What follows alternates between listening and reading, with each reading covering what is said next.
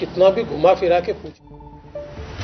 आता एक मोठी बातमी आहे। अशोक चव्हाण यांनी पक्ष सदस्यत्वाचा जो राजीनामा दिलाय त्याची कॉपी एबीपी माझाच्या हाती लागलेली आहे। त्यामुळे अशोक चव्हाण यांनी पक्ष सदस्यत्वाचा राजीनामा दिल्याचं आता स्पष्ट होत आहे आणि एबीपी माझाच्या बातमीवर देखील शिक्कामोर्तब होताना दिसतंय। अशोक चव्हाण यांनी पक्ष सदस्यत्वाचा राजीनामा दिलाय आणि या राजीनाम्यातला मजकूर त्याची कॉपी ही एबीपी माझाच्या हाती लागली आहे। तर दुसरीकडे नाना पटोले हे तातडीने दिल्लीला रवाना झाले आहेत आणि एक प्रकारे सूचक वक्तव्य उपमुख्यमंत्री देवेंद्र फडणवीस यांनी केलंय।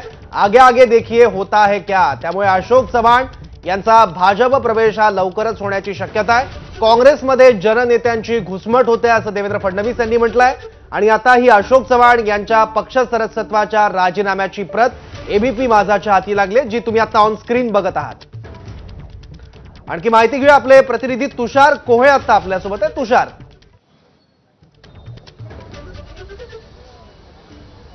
सौरभ, निश्चितच एबीपी माझाकडे अशोक चव्हाण यांनी आपल्या पक्ष सदस्यत्वाचा जो राजीनामा दिला त्याची प्रत लागलेली आहे।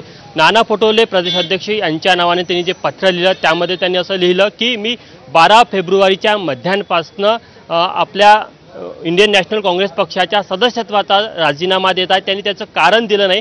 मात्र जर का आपण काँग्रेस पक्षामध्ये मागच्या जेव्हापासून नाना पटोले हे प्रदेशाध्यक्ष झाले तेव्हापासून नाना पटोले विरुद्ध अशोक चव्हाण गट या दोन गटांमध्ये सातत्याने धुसफूस पाहायला मिळत होती आणि कुठेतरी असं बोललं जात होतं की नाना पटोले यांच्या वागण्यामुळे आणि त्यांच्या काही नेमणुकांमुळे अशोक चव्हाण हे दुखावलेले आहे, त्यामुळे कुठेतरी ते नाराज आहे आणि ते भाजपमध्ये प्रवेश करण्याची शक्यता आहे।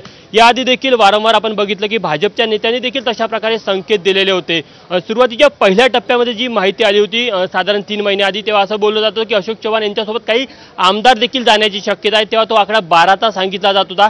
सध्याच्या परिस्थितीमध्ये 4 आमदार हे अशोक चव्हाण यांच्यासोबत आहे। अशोक चव्हाणांनी आपल्या आमदारकीचा राजीनामा दिला नाही, त्यांनी पक्ष सदस्यत्वाचा राजीनामा दिलेला आहे आणि त्यांच्यासोबत जे काही आमदारांची नावं आपल्याला पाहायला मिळत आहे त्यामध्ये मोहन अंबर्डे असेल, अनंतापूरकर असेल किंवा अशोक धोटे असेल, गवळणकर असेल, असे काही त्यांच्या गोटातले अगदी त्यांच्या जवळचे जे आमदार आहे ते त्यांच्यासोबत भाजपमध्ये जाण्याची शक्यता आहे। त्यामुळे निश्चितच कुठेतरी अशोक चव्हाण हे आता त्यांनी राजीनामा दिला त्यामुळे जवळपास स्पष्ट झालं की ते भाजपमध्ये जाणार आहे आणि एबीपी माझाच्या हाती ती प्रत लागलेली आहे। अशोक चव्हाणांनी जो राजीनामा पत्र दिलं ते एबीपी माझाच्या हाती लागलेलं आहे आणि त्यामध्ये त्यांनी स्पष्ट लिहिलं आहे की 12 फेब्रुवारी नंतर म्हणजे रात्री 12 वाजता नंतर मी काँग्रेस पक्षाचा सदस्य नसेल तेव्हापर्यंत मी सदस्य आहे आणि आता मी माझा या पदाचा राजीनामा देत आहे। त्यामुळे निश्चित एक मोठी राजकीय घडामोड म्हणावी लागेल। ज्या प्रकारे अशोक चव्हाण यांनी जर का काँग्रेस सोडली तर निश्चितच त्याचे परिणाम मोठे राज्यामध्ये पाहायला मिळू शकतात, कारण की काँग्रेसचा एक मोठा चेहरा आहे संपूर्ण राज्यामध्ये। काँग्रेसचे असे ते नेते आहे की त्यांचं संपूर्ण राज्यामध्ये प्रत्येक जिल्ह्यामध्ये नेटवर्क आहे, त्यांचे माणसं आहे। त्यामुळे ते जर का भाजपमध्ये जाईल किंवा त्यांनी पुढची राजकीय भूमिका घेतली तर निश्चित याचा मोठा फटका काँग्रेसला बसू शकतो, विशेष करून मराठवाडा आणि विदर्भ जिथे भाजप विरुद्ध काँग्रेस अशी थेट लढत आहे त्या लोकसभा मतदारसंघामध्ये, त्या विधानसभा मतदारसंघामध्ये काँग्रेसला याचा मोठा फटका बसेल। सौरभ, बरोबर।